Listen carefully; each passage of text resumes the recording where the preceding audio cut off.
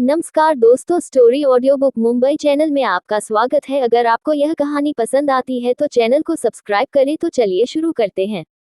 मोल में अब तक आप लोगों ने पढ़ा कि जानवी हमारी हीरोइन को नीचा दिखाती है, लेकिन अनाया उसे कोई जवाब नहीं देती और मैनेजर को बोली, तुम इन ईयरिंग्स को पैक कर दो। इतना बोलकर वह एक ईयरिंग्स की ओर इशारा करती है जिसमें ब्लू पर्ल लगा हुआ था और जिसके नीचे एक फेदर लगा हुआ था। दिखने में वह काफी नेचुरल और यूनिक पैटर्न थी। वह मैनेजर सर झुकाकर कार्ड लेते हुए बोला, जी मैडम।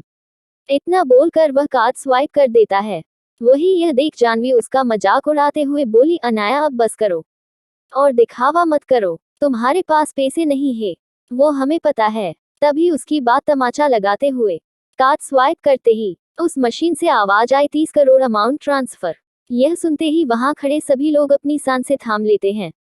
किसी को यकीन नहीं हो रहा था कि उस मामूली से दिखने वाले ईयरिंग्स की कीमत 30 करोड़ होगी, लेकिन कोई यह नहीं जानता था कि वह ओरिजिनल ब्लू एमरल्ड था, जो दुनिया में बहुत कम पाए जाते हैं, इसलिए उसकी कीमत बहुत ज्यादा होती है। लेकिन यह डायमंड तो फिर भी छोटा था। अगर यह पूरा 24 या 30 कैरेट का डायमंड होता तो इसकी कीमत अरबों में होती।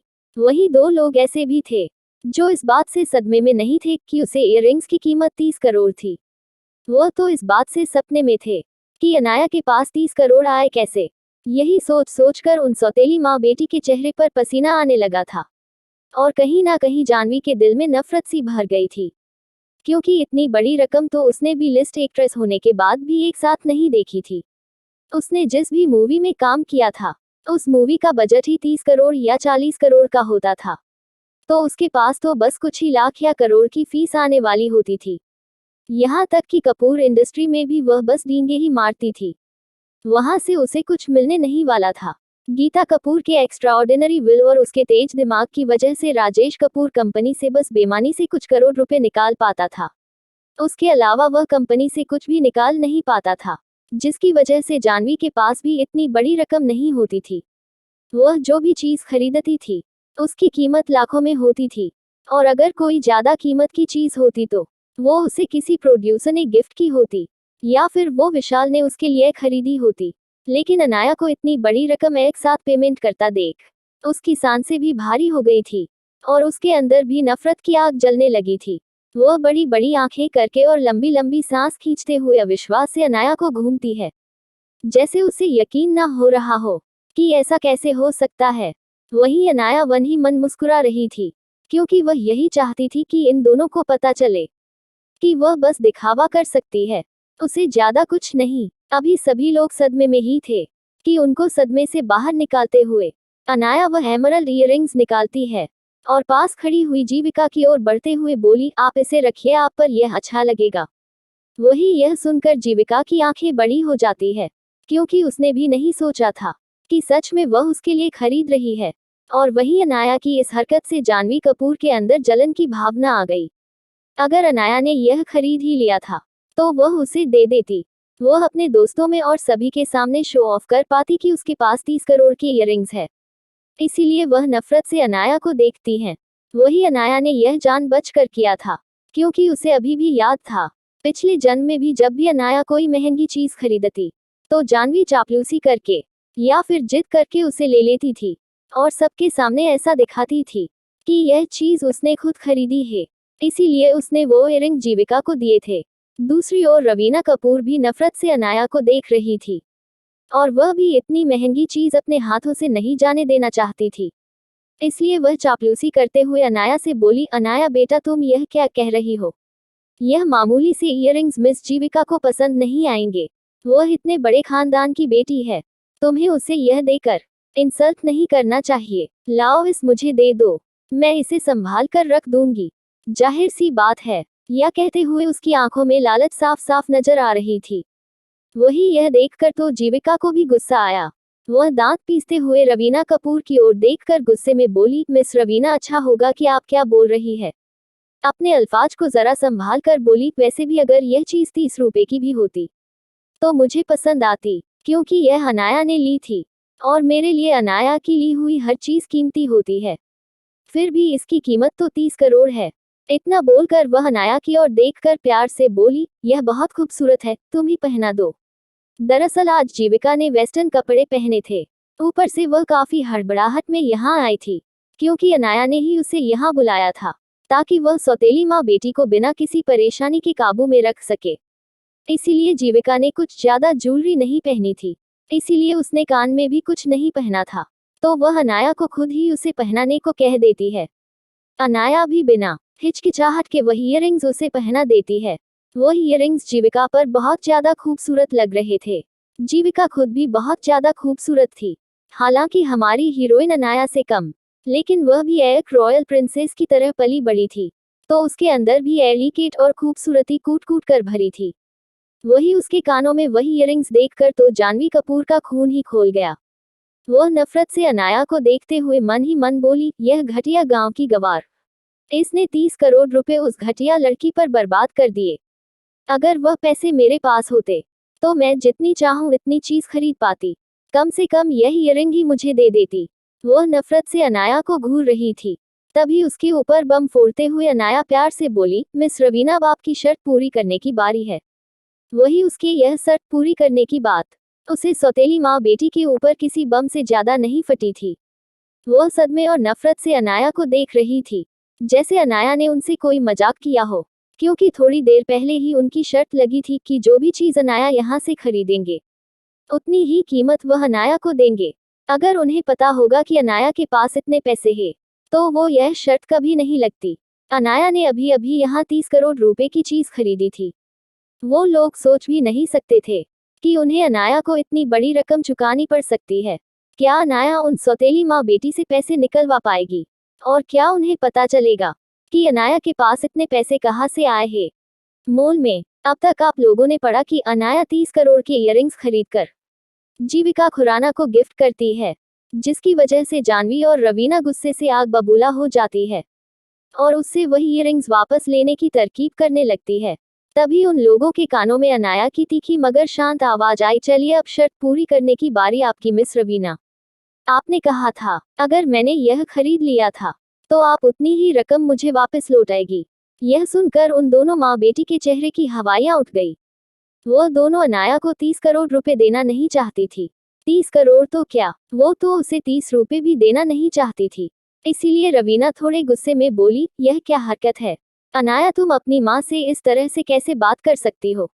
वैसे भी वह पैसे तुम खर्च करो या मैं, क्या फर्क पड़ता है? हम दोनों एक ही परिवार के लोग हैं। जानवी भी उसकी हाँ में हाँ मिलाते हुए बोली, सही बात है अनाया, तुम मेरी छोटी बहन हो, तुम्हें इस तरह से पैसों के लिए अपनी ही माँ को नीचा नहीं दिखाना चाहिए। यह सुनने में कुछ इस तरह से लग रहा था जैसे अनाया उन दोनों की इंसल्ट कर रही हो। वही भीड़ में तुरंत बातें बनाने लगी, यह लड़की कितनी चालबाज है, अपने ही परिवार के लोगों से पैसे ऐंठ रही है।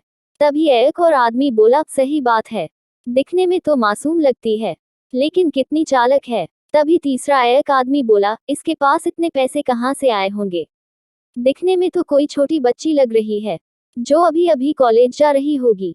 सभी लोग फिर मैं इसी तरह की बातें कर रहे थे। वही यह सब कुछ सुनकर वह सौतेली माँ बेटी के चेहरे पर कुटिल मुस्कान आ गई, जैसे वह अनाया से कह रही हो कि अब हमारी प्लानिंग से बचकर दिखाओ। तुम्हें क्या लगता है कि तुम इतनी आसानी से हमारी चंगुल से छूट जाओगी? हम तुम्हें फूटी कोड़ी नहीं देंगे। अनाया उनकी आंखों में देखकर उनकी चाल समझ चुकी थी। तभी उन लोगों के कानों में एक कड़क आवाज सुनाई दी, नाटक तो अच्छा कर लेती हो तुम दोनों, लेकिन यह कोई टेलीविजन शो नहीं चल रहा जो इतनी एक्टिंग कर रही हो तुम दोनों माँ बेटी। यह आवाज किसी और की नहीं बल्कि जीविका खुराना की थी, जो कब से यह सारा तमाशा देख रही थी और भीड़ में खड़े लोगों को अनाया की बुराई करता सुन उसका खून खौल गया था।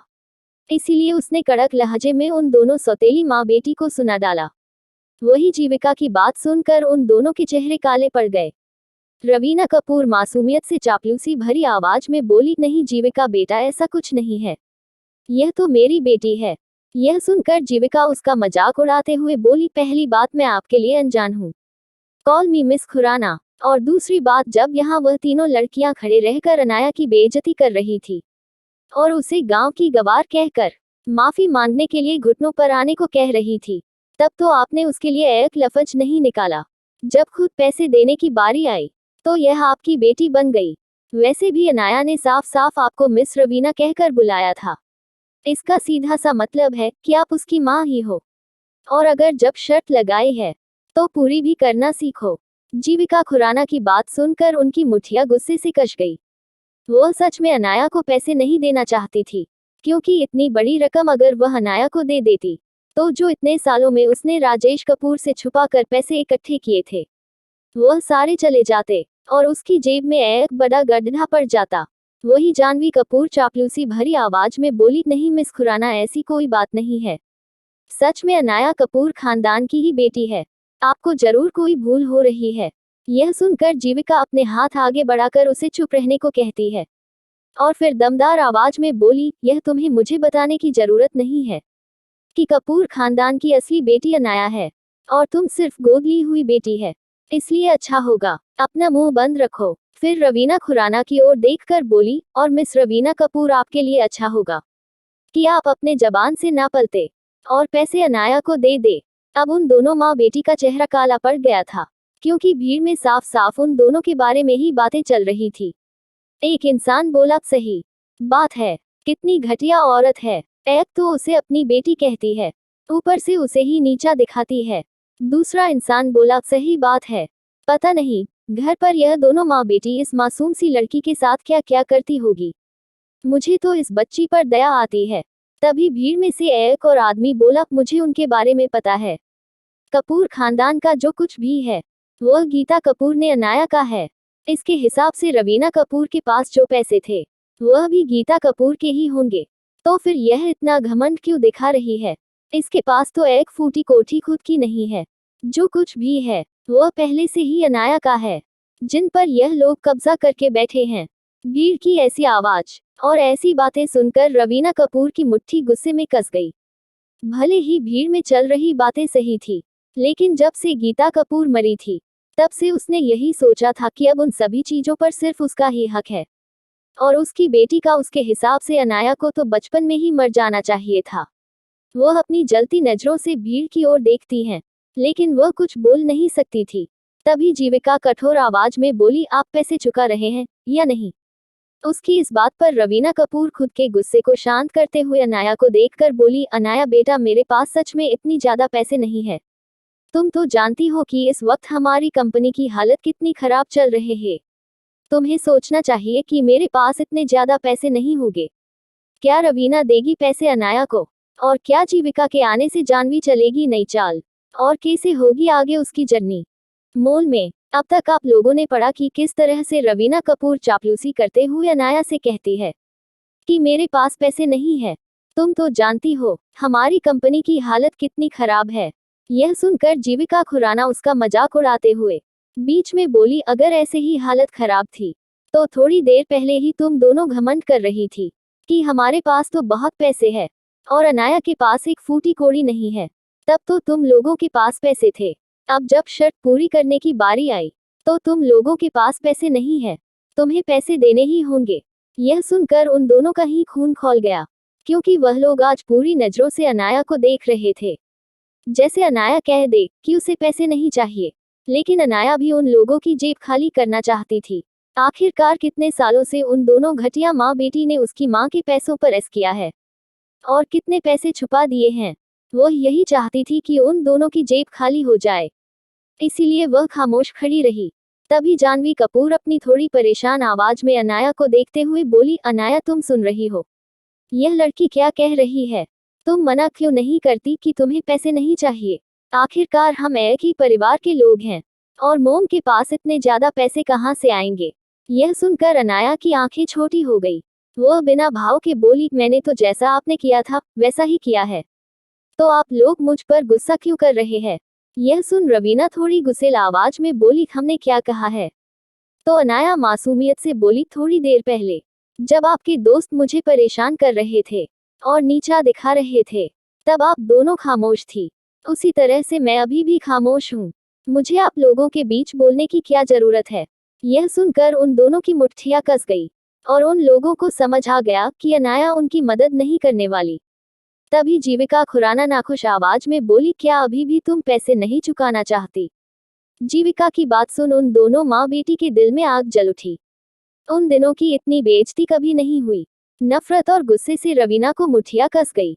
न चाहते हुए भी रवीना कपूर ने अपना कार्ड आगे करते हुए बोली, इसमें 15 करोड़ है, बस मेरे पास इतने ही है और पैसे नहीं है। तभी जीविका खुराना भारी आवाज में बोली, 20 करोड़ तो देने ही होंगे। भले ही आप इस ईयरिंग की कीमत ना दे, लेकिन इस ब्रेसलेट जितनी कीमत तो देनी ही होगी। यह सुनकर उन दोनों की मुठिया कस जाती है तो रवीना कपूर थोड़ी परेशान आवाज में जानवी कपूर से बोली, जानवी बेटा, क्या तुम्हारे पास 5 करोड़ है? यह सुनकर जानवी दांत पीस कर बोली, मॉम, यह कोई छोटी रकम नहीं है, इतने सारे पैसे मेरे पास कहाँ से आएंगे? फिर वह अनाया की ओर देखकर बोली, इतने लालची भी मत बनो, 15 करोड़ तो मिल रहे हैं, वह लो और चुपचाप खड़ी रहो। यह सुनकर अनाया गुस्से में उसे घूरती है, क्योंकि जानवी कपूर ऐसा जता रही थी जिसे 15 करोड़ देकर उन दोनों ने उस पर कोई एहसान किया हो। तभी भीड़ में से एक औरत आगे आते हुए जानवी कपूर को देखकर घिन भरी आवाज में बोली, तुम कैसी लड़की हो? तुम पहले उसे नीचा दिखा रही थी, जब उसने खुद को प्रूव कर दिया तो तुम अभी भी उसे नीचा दिखा रही हो। कितनी घटिया लड़की हो। भूलो मत, तुम बस एक मामूली सी लड़की हो जिसने कपूर खानदान की प्रिंसेस होने का हक छीना है, और उससे भी बड़े बेवकूफ तुम्हारे वह माँ बाप है जो तुम्हें अपने साथ रख रहे हैं। इतना बोलकर उस औरत ने रवीना कपूर को भी घिन भरी नजरों से देखा।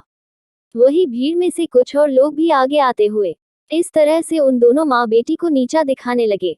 भीड़ की आवाज सुनकर उन दोनों माँ बेटी के अंदर डर सा बैठ गई। जानवी कपूर, जो हमेशा अपनी छवि साफ सुथरी रखती थी और एक अच्छी एक्ट्रेस होने का दावा करती थी, आज सबके सामने उसका तमाशा बन गया था और कई लोग वहां पर वीडियो शूटिंग कर रहे थे, जिसकी वजह से पूरे देश भर में उसके ऊपर लोग नाराज हो रहा था। वह खुद का और तमाशा नहीं चाहती थी, इसीलिए वह दांत पीसकर अपनी मां का हाथ पकड़कर बाहर जाते हुए बोली, अब चलिए यहाँ से, आज के लिए काफी तमाशा हो चुका है। लेकिन भीड़ में से कोई उसे रास्ता ही नहीं देख रहा था। सभी लोग उसे घेर कर खड़े हो गए थे और बातें बना रहे थे। जानवी कपूर जैसे तैसे करके अपनी मां के साथ मॉल से बाहर निकली। वह इस बात को भी भूल चुकी थी कि उन दोनों को अनाया को अपने साथ लेकर जाना था। अनाया भी यही चाहती थी, वह भी उन दोनों के साथ नहीं जाना चाहती थी, इसीलिए वह वहां से पीछे की ओर चली गई और भीड़ में उन दोनों को बेइज्जत होता देखती रही। कार के अंदर वह दोनों जैसे ही कार में बैठे, ड्राइवर ने तुरंत कार शुरू कर दी। इस वक्त उन दोनों का हुलिया ही बिगड़ चुका था। उन दोनों की ड्रेस इधर उधर हो चुकी थी और भीड़ की वजह से उन दोनों के ही बाल भी खड़े चुके थे। देखने में वह चलती फिरती कार्टून लग रही थी। कार में बैठते ही जानवी कपूर गुस्से में अपनी मुठिया कार की सीट पर मारते हुए बोली, माँ, उस बीच की इतनी हिम्मत कि उसने सबके सामने हमारा मजाक बनाया, मैं उसे छोड़ूंगी नहीं। अगर वहां पर वह खुराना खानदान की बेटी नहीं होती तो मैं वही उसे सबक सिखा देती। रवीना भी उसकी बात में बात जोड़ते हुए बोली। तभी जानवी कपूर गुस्से में दांत पीसकर बोली, लेकिन मॉम, आपने उसे 15 करोड़ रुपए दे दिए और आपके पास इतने ज्यादा पैसे कहाँ से आए? यह सुनकर रवीना कपूर परेशान होकर बोली, यह पैसे मैं तुम्हारे पिता से छुपाकर अपने पास रखे थे। अच्छा होगा इसका जिक्र तुम घर पर मत करना, अगर तुम्हारे पिता को पता चला तो वह मुझ पर नाराज होगे। यह सुनकर जीविका भी समझ गई कि उसकी माँ भी कम चालबाज नहीं है। उसकी भी अपनी कई सारी चले छुपी हुई थी, लेकिन वह दोनों ही इस वक्त अनाया से खुन्नस खाए हुई थी। उन दोनों ने ही सोच लिया था कि वह अनाया को सबक सिखा कर रहेंगे। क्या जानवी और रवीना ले पाएंगे अनाया से, और क्या आगे भी अनाया अपना बदला ऐसे ही लेगी? मॉल के कैफे में दूसरी ओर मॉल के एक कैफे में जीविका खुराना हंस रही थी और अनाया की कंपनी एंजॉय कर रही थी। जीविका मुस्कुराते हुए अनाया से बोली, जब तुमने मुझे मैसेज किया था तब मैं यही सोच रही थी कि इतने वक्त के बाद तुमने मुझे याद कैसे किया है, लेकिन मुझे नहीं पता था कि मुझे यहाँ इतना बड़ा शो देखने को मिलेगा। अनाया मुस्कुराकर बोली, शुक्रिया जीविका दी, आपने मेरी मदद की। जीविका उसका सर सहलाते हुए बोली, कोई बात नहीं, तुम मेरी छोटी बहन की तरह हो और तुम्हें शुक्रिया कहने की जरूरत नहीं है। वैसे भी अगर मैं तुम्हारी मदद नहीं करती तो हर्षवर्धन रावत मेरी जान निकाल देते। यह सुनकर अनाया भी मुस्कुराने लगी और वह भी अपने हैंडसम हब्बी के बारे में सोचने लगी, जिसकी आवाज उसने काफी वक्त से नहीं सुनी थी और ना ही उससे मिली थी। वह दिल ही दिल में यही चाहती थी कि काश हर्षवर्धन उसे मिलने आए, लेकिन अभी वह पॉसिबल नहीं था। तभी दो जोड़ी हाथों ने अनाया की आंखें पीछे से ठग दी। और कुछ कदमों की आवाज आए और अनाया को ऐसा महसूस हुआ कि कोई उन्हीं की टेबल पर अभी अभी आया है। यह सब कुछ सुनकर पहले तो अनाया थोड़ी डर गई, लेकिन अपनी सुपर मेमोरी की वजह से उसे पता चल गया कि यह किसका परफ्यूम है। वो समझ गई कि यह कौन हो सकता है, इसीलिए वह मुस्कुराकर बोली, राधिका बंसल। अनाया के मुंह से अपना नाम सुनकर राधिका चहकती हुई आवाज में बोली, आपने मुझे पहचान लिया, लेकिन मैं आपसे नाराज हूँ। इतना बोलकर वह मुंह फुलाकर बैठ गई। उसने तो जीविका खुराना को भी ग्रेट नहीं किया। यह देखकर जीविका समझ गई कि वो उसे भी गुस्सा है, और वह जानबूझकर राधिका को चिढ़ाते हुए बोली, क्या हुआ, मेरी राधु को इतना गुस्सा क्यों आ रहा है? तो राधिका वापस मुंह बनाते हुए बोली, मैं आपसे भी नाराज हूँ जीविका दी। आप भी मुझे बिना बताए अकेले ही अनाया दी के पास आ गई। मैं आप दोनों से बात नहीं करूंगी। उसकी इस प्यारी सी हरकत पर दोनों ही ना में सिर हिला देती है। तभी अनाया मुस्कुराकर सामने बैठे हुए इंसान को देखकर बोली, ज्ञान तुम भी यहाँ पर? ज्ञान भी मुस्कुराकर अनाया को ग्रिट करता है, और उसके बाद जीविका को देखते हुए बोला, जीविका दी आप भी यहाँ पर? तभी जीविका मुस्कुराकर बोली, हम दोनों का तो ठीक है। मुझे अनाया ने बुलाया था अपनी मदद के लिए, लेकिन तुम दोनों यहाँ क्या कर रहे हो, और इस बंदरिया को अपने साथ लेकर कहाँ से आए हो? यह सुनकर ज्ञान ना में सिर हिलाते हुए बोला, मैं इसे लेकर नहीं आया। यह बंदरिया मुझे कॉलेज से यहाँ लेकर आए है, क्योंकि इसने लाइव आपका झगड़ा देखा, और इसे उन दोनों माँ बेटी पर गुस्सा आ रहा था, और वह अपनी भड़ास निकालना चाहती थी, इसलिए यह मुझे कॉलेज कैंपस से उठाकर सीधे यहाँ ले आई। यह सुनकर वह दोनों ही मुस्कुराकर राधिका को घूरती है, जैसे राधिका का बचपना कुछ ज्यादा ही हो रहा है। उनकी ऐसी शक्लें देख अब तक राधिका भी अपना गुस्सा भूल चुकी थी। वह मुस्कुराकर अनाया का हाथ पकड़कर बोली, अनाया दी, वैसे आप बहुत बुरी हो। अगर आपको मदद चाहिए थी तो आप मुझे भी बुला सकती थी। आपने जीविका दी को ही क्यों बुलाया? यह सुनकर अनाया उसका गाल हल्के से खींचते हुए बोली, क्योंकि मुझे पता था कि छोटी सी राधिका मेरा काम बिगाड़ देगी। इतना बोलकर वह हंसने लगी। वही अनाया की बात सुन राधिका एक और बार चीड़ गई। उसने वापस मुंह फुला लिया। तभी जीविका सीरियस आवाज में बोली, यह बात तो ठीक है अनाया, लेकिन मुझे अभी भी लगता है तुम्हें वहां नहीं रहना चाहिए। वह लोग ठीक नहीं है, और तुम्हारी वजह से हम सब भी चिंता में रहेंगे, और हम भी तुम्हें बार बार मिल नहीं पाते। अनाया मुस्कुराकर उन तीनों को देखकर आश्वासन भरी आवाज में बोली, चिंता मत करो, बस कुछ वक्त की देर है। मुझे उन लोगों से कुछ जानकारी चाहिए, उसके बाद मैं खुद अपने हाथों से उन लोगों को बर्बाद कर दूंगी। यह सुनकर वह दोनों ही चैन की सांस लेती है। तभी वहां बैठे हुए ज्ञान का फोन बजता है। ज्ञान एक बार फोन को देखता है, फिर कान पर रखकर बोला, जी कहे दादाजी, क्या बात है? लेकिन सामने वाले इंसान की बात सुनकर ज्ञान के हाथ से फोन छूटने लगा, और बात करते हुए उसकी आवाज भी लड़खड़ा रहे थे। वह हकलाती हुई आवाज में बोला, अब कहना क्या चाहते हैं? ऐसा नहीं हो सकता। यह कहते हुए उसकी आंखें नम हो गई थी। वही ज्ञान को इतना परेशान देख पास बैठी हुई अनाया पता नहीं क्यों बेचैन होने लगी। उसे पहली मुलाकात से ही ज्ञान से कुछ अपनापन सा लगने लगा था। भले ही ज्ञान जिद्दी और मुंह फट इंसान था, लेकिन उसे जो इंसान पसंद आता था उसे वह अपनी पलकों पर बिठा कर रखता था, और जो उसे पसंद नहीं आता था वह उसका जीना हराम कर देता था। उसके अंदर बहुत ज्यादा बचपना था, लेकिन आज उसे इस तरह से परेशान होता देख अनाया के अंदर टीस उठी। दूसरी ओर जीविका खुराना भी ज्ञान को परेशान देखकर पूछती है, क्या हुआ ज्ञान, तुम परेशान लग रहे हो? राधिका की कुछ ऐसी ही हालत थी। ज्ञान हकलाते हुए बोला, हर्षद भाई। उसका डर देख जीविका समझ गई कि जरूर कुछ बुरा हुआ है। वह उसे देखते हुए शांति से बोली, साफ साफ बताओ, बात क्या है, और इतना परेशान मत हो। तो ज्ञान हकलाते हुए बोला, हर्षद भाई, वह बहुत ज्यादा घायल हुए हैं, मुझे अभी जाना होगा। यह सुनकर पता नहीं क्यों, लेकिन अनाया भी बेचैन हो गई। हालांकि उसे नहीं पता था कि हर्षद कौन है, लेकिन इतना तो समझ आ गया था कि वह ज्ञान का भाई है। वैसे तो अनाया इतनी महान डॉक्टर होने के बाद भी कभी आगे चलकर किसी का इलाज नहीं करती थी। वह हमेशा लोगों से छुपती रहती थी, क्योंकि उसकी आइडेंटिटी काफी स्पेशल थी। लोग हमेशा उसे इलाज करवाने के लिए कुछ भी कर गुजरने को तैयार रहते थे। इसीलिए वह हर जरूरतमंद इंसान की मदद करने की कोशिश करती थी, जिसके पास डॉक्टर के पैसे अफोर्ड करने की फीस नहीं होती थी। वह ज्यादातर अमीर लोग और इन्फ्लुएंसर लोगों से दूर रहती थी, शिवाय तब तक वह उनके नजदीक नहीं जाती थी। जब तक बात बहुत ज्यादा कॉम्प्लिकेटेड ना हो। लेकिन आज वह खुद को रोक नहीं पाई और ज्ञान से बोली, ठीक है चलो हम लोग भी चलते हैं। यह सुनकर पहले तो ज्ञान मना करना चाहता था, लेकिन पता नहीं क्यों वह हमें सिर हिला देता है और सभी लोग कार लेकर मिलिट्री कैंपस की ओर चले जाते हैं। उनको यही लग रहा था कि अनाया बस ज्ञान की चिंता कर रही है। क्या अनाया अपनी डॉक्टर एना वाली पहचान बाहर ले आएगी? और क्या अनाया का कोई जुड़ाव है जिंदल खानदान के साथ? मिलिट्री हॉस्पिटल में दूसरी ओर कार जैसे ही मिलिट्री कैंपस पहुंचती है, अनाया उस जगह को एनालाइज करती है। यह एक मिलिट्री बेस था, जहां के स्टार्टिंग शुरुआत के एरिया जगह में मिलिट्री के लोग रहते थे और वहां पर बड़े बड़े विला थे।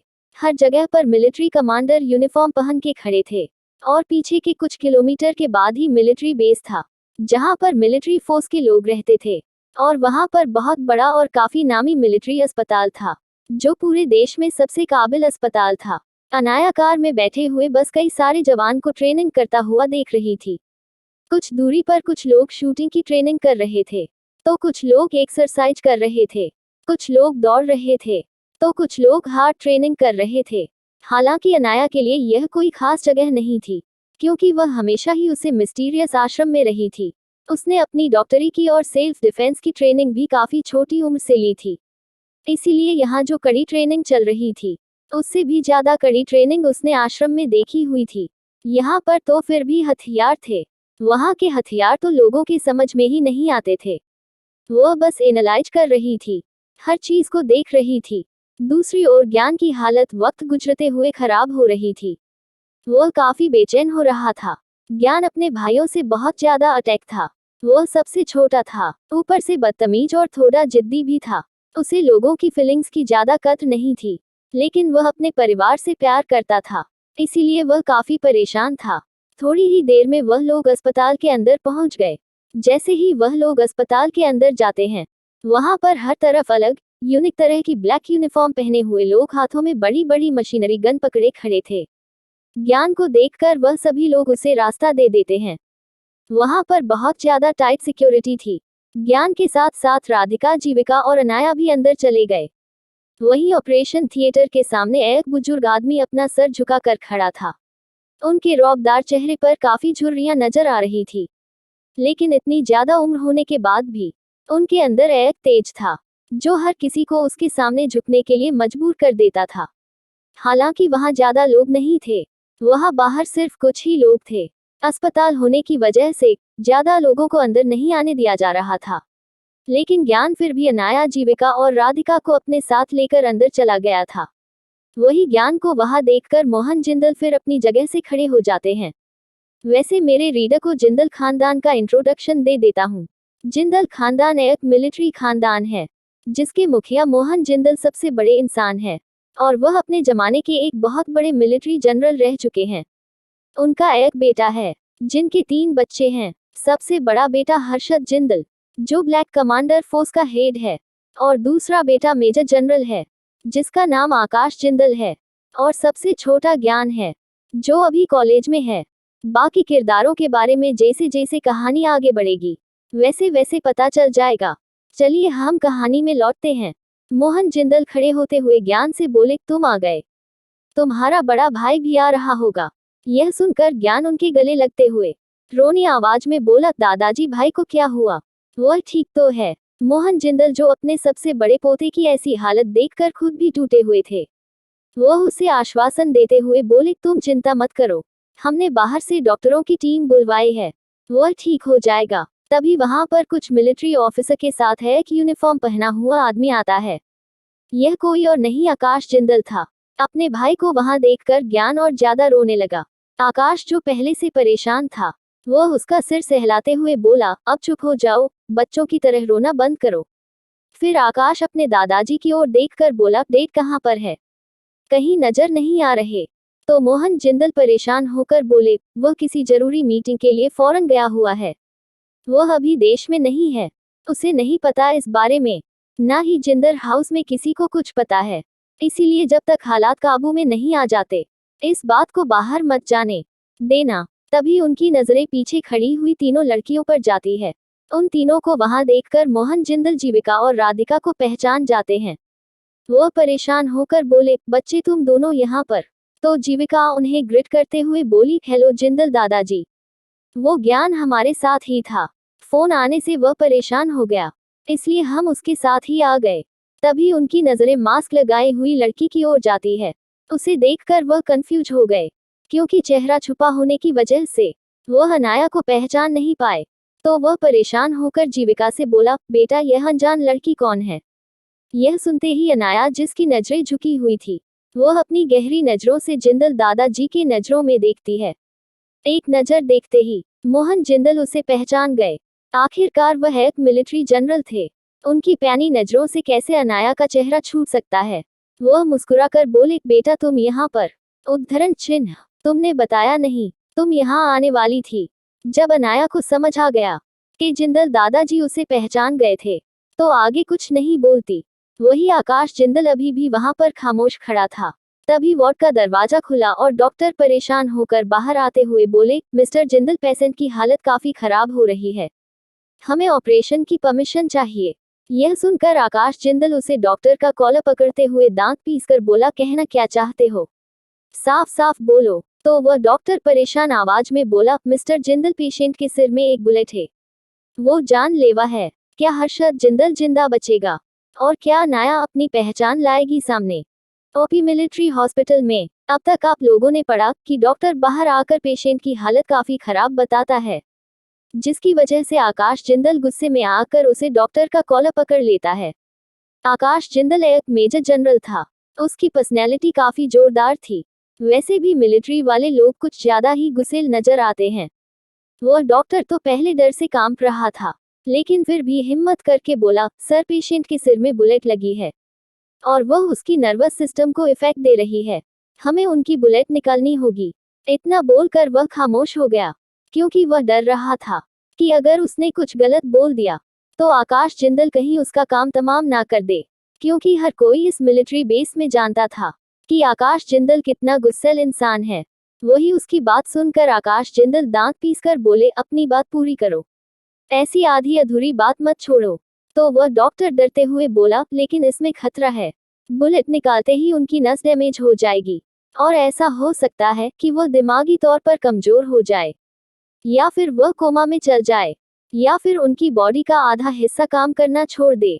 वही उसकी बात सुनकर आकाश जिंदल इतना गुस्सा हो गया कि उसने उसे कॉलर से पकड़ हुए दूर फेंक दिया।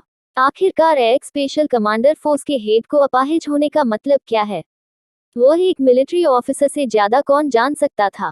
इतनी बड़ी पोस्ट पर बैठा हुआ इंसान अपनी बॉडी में हल्की सी भी कमजोरी नहीं रख सकता था। वही यह डॉक्टर कह रहा था कि उनकी बॉडी पैरालाइज हो सकती है।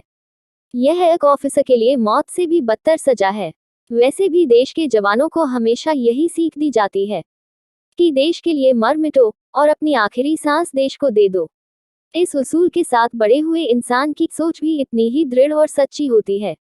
ऐसे में उस ऑफिसर को अपने अन्न की कुर्बानी जान से ज्यादा महंगी पड़ सकती है। दूसरी ओर किसी ने इस बात पर ध्यान नहीं दिया कि अनाया जो दूर खड़ी थी, वह कब से उस डॉक्टर की बात सुन रही थी और ऑपरेशन थिएटर के बाहर लगे कांच से हर्षद जिंदल को स्कैन कर रही थी और उसकी बॉडी की एग्जिट पोजीशन एनालाइज कर रही थी।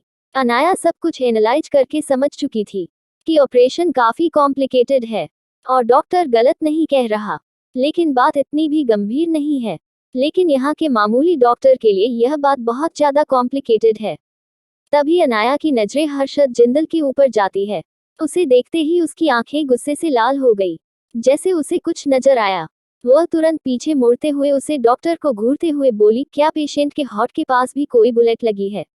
यह सुनकर वह डॉक्टर डरते हुए बोला, नहीं हमने चेक किया है, उसके हार्ट के पास कोई बुलेट नहीं है।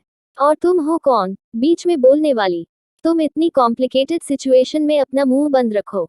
यह सुनकर अनाया वापस एक नजर पेशेंट की ओर डालती है, एक बार और हर्षद जिंदल को स्कैन करते हुए एक गहरी सांस लेकर गुस्से में बोली, उसे पेशेंट के हार्ट के नजदीक एक मेटल ऑब्जेक्ट है, अगर मैं गलत नहीं हूँ तो वह बुलेट है और वो बुलेट उसे कहीं और लगी है और नसों के जरिए वो हार्ट तक पहुंच गई है। तुम्हें उसकी फौरन ओपन हार्ट सर्जरी करने की जरूरत है। अगर वह बुलेट उसकी हार्ट की आर्टरी में चली गई तो पेशेंट इमीडिएटली हार्ट अटैक और हार्ट ब्लॉकेज की वजह से मर सकता है। तुम्हें अभी उसके दिमाग की बुलेट की नहीं, उसके दिल के पास जो बुलेट है उसकी फिक्र होनी चाहिए। और तुम यहाँ अपनी जान बचा रहे हो। तुम्हें डॉक्टर किसने बनाया? वही अनाया को इतने गुस्से में और इस तरह से बात करता देख वो डॉक्टर भी गुस्सा हो गया। वो एक रिपीटेड मिलिट्री अस्पताल का डॉक्टर था जिसकी वैल्यू मिलिट्री कैंपस में बहुत ज्यादा था। और एक छोटी बच्ची जैसी दिखने वाली लड़की जिसका चेहरा भी किसी को नजर नहीं आ रहा था, वो उसे इंसल्ट कर रही थी। यह उसके बर्दाश्त से बाहर था। लेकिन अनाया के पास वक्त नहीं था। वो पीछे मुड़ी और पास खड़ी हुई जीविका को देखकर गंभीर आवाज में बोली, अपना फोन दो। जीविका जो अभी भी कंफ्यूज थी, वो अनाया को इतना हड़बड़ाता देख वो परेशानी ने बोली, क्या बात है अनाया, तुम इतना परेशान क्यों लग रही हो? अनाया जो जीविका को खुद से बहस करता देख परेशान आवाज में बोली, जीविका फोन दो, पेशेंट के पास ज्यादा वक्त नहीं है, टाइम वेस्ट मत करो। उसके इतने चिल्लाने से वहां खड़े सभी ऑफिसर भी एक पल के लिए डर गए, क्योंकि चिल्लाने के साथ साथ अनाया जिसने अपने ओरा को छुपा रखा था और एक भोली भाली लड़की होने का दिखावा कर रही थी, वो सब कुछ हो चुकी थी। वो अब डॉक्टर एना बन चुकी थी। उसके आसपास के ओरा से भी लोग कांपते थे। जीविका जो अभी भी कंफ्यूज थी, उसके कुछ करने से पहले ही अनाया के हाथ में पास खड़ा हुआ आकाश फोन रख देता है। पता नहीं क्यों, लेकिन उसे अनाया पर यकीन हो रहा था कि जरूर यह लड़की कुछ कर सकती है। वही अपने हाथ में फोन देखकर अनाया तुरंत हर्षवर्धन का नंबर डायल करती है। 2 रिंग में ही हर्षवर्धन फोन उठाता है। सामने से बिना इमोशन की आवाज आई, बोलो क्या बात है? आवाज सुन अनाया बिना एक्सप्लेन के परेशान आवाज में बोली, जल्दी हॉस्पिटल डीन मिस्टर बख्शी को इन्फॉर्म करो और उसे अपनी टीम के साथ मिलिट्री हॉस्पिटल आने को कहो। और ध्यान रखना, उस टीम में एक्सपर्ट सर्जन होने चाहिए। और रेशमा को इन्फॉर्म करो कि मेरी मेडिकल टूल की किट लेकर मिलिट्री हॉस्पिटल आ जाए। एक इमरजेंसी सिचुएशन है, पेशेंट के पास बिल्कुल भी वक्त नहीं है। अगर हो सके तो चोपर का इस्तेमाल करना, लेकिन मुझे अगले 5 मिनट में वह सभी लोग मिलिट्री हॉस्पिटल में चाहिए। वहीं अनाया की इतनी हड़बड़ा सुनकर हर्षवर्धन समझ गया बात गंभीर है, इसीलिए वो बिना बहस के बोला, ठीक है बच्चा, शांत हो जाओ, मैं सभी को अभी लेकर आता हूँ। जैसे ही अनाया फोन रखती है, वैसे ही वहां खड़े हुए डॉक्टर से बर्दाश्त नहीं हुआ, तो वह गुस्से में दांत पीसते हुए बोला, तुम हो कौन? उद्धरण चिन्ह। और इतना बड़ा डिसीजन तुम अकेली कैसे ले सकती हो? तुम्हें यहाँ कोई जानता भी नहीं है। और यह नाटक करना बंद करो। तुम्हें मेडिकल के बारे में क्या पता है जो यहाँ खड़ी होकर दिखावा कर रही हो? तुम्हें पता भी है कि मिस्टर हर्षद की जिंदगी खतरे में है और तुम अभी भी नाटक कर रही हो। उस डॉक्टर की बात सुनकर अनाया को इतना गुस्सा आया कि वह अभी उसे एक थप्पड़ लगा दे, लेकिन उसके पास वक्त नहीं था। क्या हर्षद को बचा पाएगी अनाया? और क्या हर्षवर्धन वक्त पर पूछ पाए? और क्या कपूर मैंशन में सब कुछ ठीक होगा? अगर आपको अगला एपिसोड चाहिए तो लाइक करें, कमेंट करें और चैनल को सब्सक्राइब करें।